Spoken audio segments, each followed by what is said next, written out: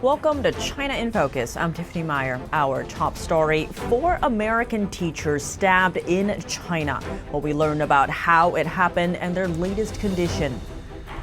The head of America's Indo-Pacific force has a plan to deter China's invasion of Taiwan, no matter when it could happen.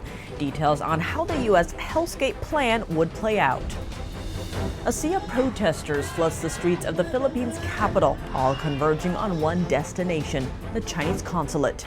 Their message, a bold demand for Beijing. A defected Chinese spy tells all about his orders from the Chinese regime. An insider account of how Beijing hires agents to hunt down dissidents outside its borders. When the Chinese Communist Party goes after you, it doesn't care if you have faith, morality, or actually committed a crime. One simple principle it acts on is whether you're against it, the CCP.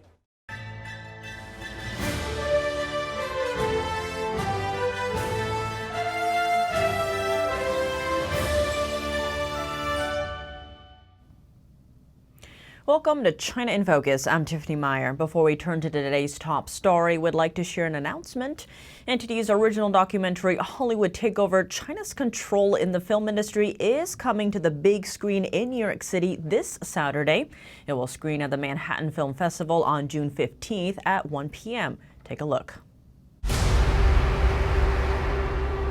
Is it really just about money? Are there other parts at stake?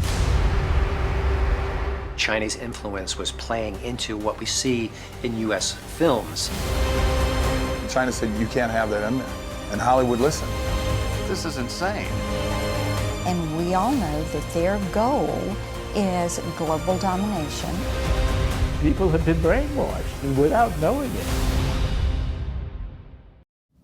That's this Saturday at 1 p.m. at the Manhattan Film Festival. Don't miss it. Click the link down below to get your tickets.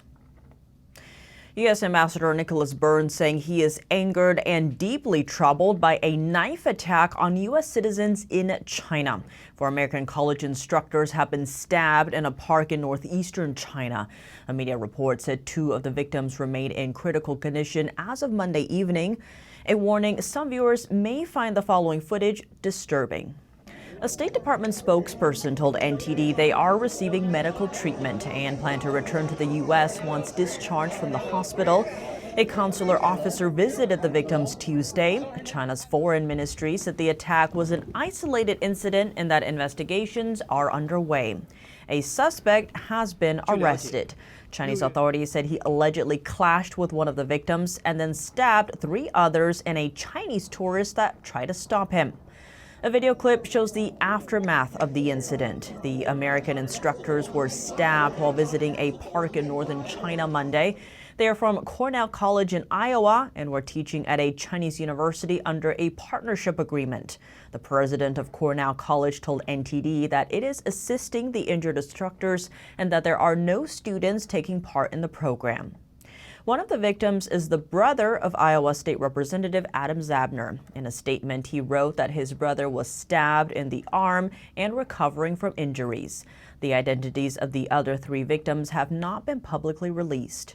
Reports of the attack remain censored on Chinese social media. Knife attacks are more common in China, where gun control is tight. But public attacks against foreigners are rare. The incident comes amid worsening relations between the U.S. and China. Chinese leader Xi Jinping said he plans to invite over 50,000 young Americans to visit China for cultural and education exchange programs. Beijing said the incident would not affect normal exchanges between the 2 countries. The U.S. State Department has urged Americans to reconsider travel to China. That's due to concerns that the communist country could bar them from leaving at will. Some U.S. universities have put their China programs on hold because of the travel advisory. Taiwan is investigating how and why a former Chinese Navy captain illegally entered Taipei harbor on Sunday. Senior Taiwanese officials said Tuesday that he could have been probing the island's defenses. Here's Taiwan's defense minister. The gray zone attacks have been around for a long time, so of course we will have to investigate this. However, we must always maintain our vigilance and never rule out such a possibility, and then take corresponding countermeasures. China's so-called gray zone tactics fall just short of provoking war and involve irregular actions rather than combat. The Chinese regime sees Taiwan as part of its territory despite never having ruled it. The chief of Taiwan's Coast Guard is calling on the Taiwanese people to unite and fight against what he called China's irrational intrusion. According to Taiwan's official media, the Chinese pilot was identified as a former officer who served in China's Navy. He entered the region via speedboat. The Coast Guard said the man violated multiple laws and is still under investigation. If convicted, he could be deported to China after serving a sentence in Taiwan. A Pentagon senior official said China is aiming to launch a quick and intense war on Taiwan to prevent the rest of the world from having time to react. The U.S. has a plan to crash Beijing's assumed strategy, now dubbed Hellscape. The head of the U.S. military in the Indo-Pacific revealed how they do it. Here's the plan. The Pentagon would dump thousands of submarines, warships, and drones into the Taiwan region as soon as China's invasion troops cross the 100-mile waterway between China and Taiwan. The plan underscores that the operation would be unmanned and aims to give the U.S. and Taiwan, plus other allies, enough time to mount a full military response. U.S. Admiral Samuel Papero told the Washington Post about the plan on the sidelines of Asia's premier defense summit last month, adding his job is to ensure that the U.S. military and its allies are capable of prevailing when or if ever China makes a move of invasion. CIA Chief William Burns revealed that Chinese regime leader Xi Jinping ordered Beijing's military to be ready for a successful invasion of Taiwan by 2027. Taiwan is critical to U.S. defense and the economy. Experts say Beijing's invasion of the island could cause far more global damage than Russia's invasion of Ukraine. In a recent conversation with Time magazine, President Biden said the U.S. has heavily invested in the region to ensure that China won't be able to change the status quo there. Next, a gathering in the Philippines' capital near the city's Chinese consulate. Hundreds of protesters gathered with signs reading "China, stop harassing Filipino fishermen," and "Independence from Chinese aggression." Some of them even wore boat-shaped costumes. This is also our way of telling China that we have a history of courage against aggressors and we will not be cowed by their present occupation and harassment in the West Philippine Sea. The demonstration took place on the eve of the Philippines' Independence Day. That's after the region saw a series of aggressive actions by the Chinese Coast Guard. Over the past few months, Chinese ships have targeted Philippine resupply missions, confiscated supplies, and blocked medical evacuations in the disputed South China Sea. China claims almost the entire South China Sea as its own, but a 2016 international ruling said the regime has no right to it. The Philippines is one of the United States' oldest allies in the Indo-Pacific region. Some are concerned that territorial disputes between China and the Philippines could escalate to involve the U.S. In a stunning reversal, a former Chinese spy attended the rally of Falun Gong practitioners in Australia last week, a spiritual group that he used to spy on by order of Beijing. What message is the defector trying to send? Here are the details. A defected Chinese spy now calling on the West to pay more attention to China's covert activities in overseas Chinese communities. Called Eric, he attended a rally held by Falun Gong practitioners in Australia. It's quite a twist, because for over a decade, he worked as an undercover agent, helping Beijing track dissidents overseas and lure them back to China. Among his former targets were practitioners of Falun Gong, a spiritual meditation that has suffered brutal persecution at the hands of the Chinese regime. You might have read some stories that I've provided about attempts to catch a Falun Gong practitioner called Li Guixin. Some of the details about how the secret police went after him were quite shocking. He noted he would review more in the future. We need to be clear about one fact, and that is when the Chinese Communist Party goes after you, it doesn't care if you have faith, morality, or actually committed a crime. One simple principle it acts on is whether you're against it, the CCP. Back to the plot to snatch dissidents. It was 2021, and Eric was still taking orders from China's secret police to target dissidents.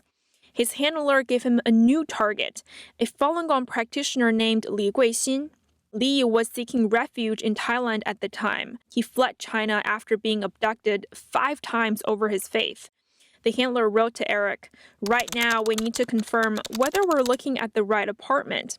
Observe what's inside and around the apartment. Take some photos and videos. Organize what you see later so that we can plan our stakeout." The handler later sent some of Li's family photos to Eric. When Li later saw the photos that had been obtained, he said he was shocked. At least one of them was never posted on the internet. I was shocked. It's like, this is for real.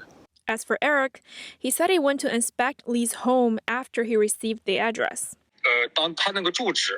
But when we got here, he had already moved. Eric noted he wasn't involved in this case much later on, though he couldn't confirm if other agents had targeted Li. As for Li, Eric's testimony confirmed some of his past suspicions. It was December 2021. A man reached out to us saying he was trying to learn how to practice Falun Gong. We welcomed him to our home, and he later borrowed a copy of John Falun and asked us for our address. John Falun is the main text of Falun Gong. Li's first suspicion arose when a woman called him on the phone. She said, "You guys are in great danger. You have to leave the city right away." Our family had never experienced anything like this. We were very nervous, so we moved right away. Li now lives in the U.S.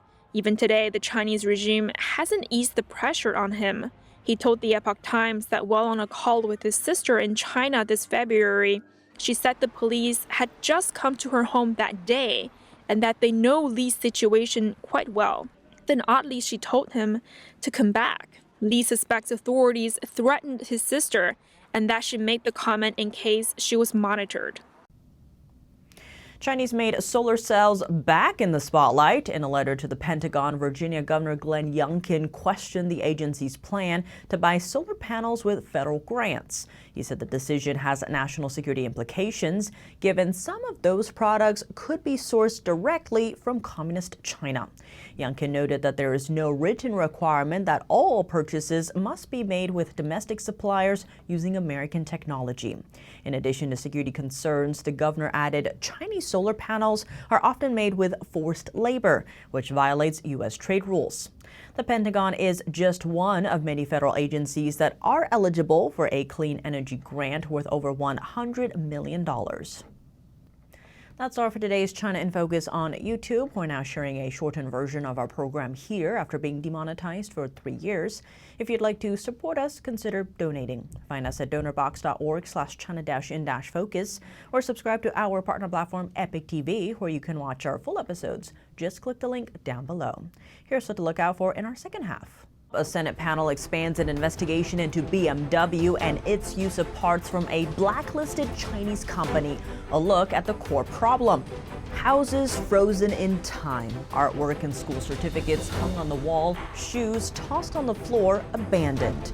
That's the haunting reality in parts of rural China, where time seems to stand still. Next, a road trip to explore the country's ghost villages. We don't know exactly what this once was, but it's clearly locked up. The windows are broken. No one has been here for a while. And a British judge explains why he left his post in Hong Kong's top court. Hear his reasons after the break here on China in Focus. Thanks for watching China in Focus. I'm Tiffany Meyer. See you tomorrow.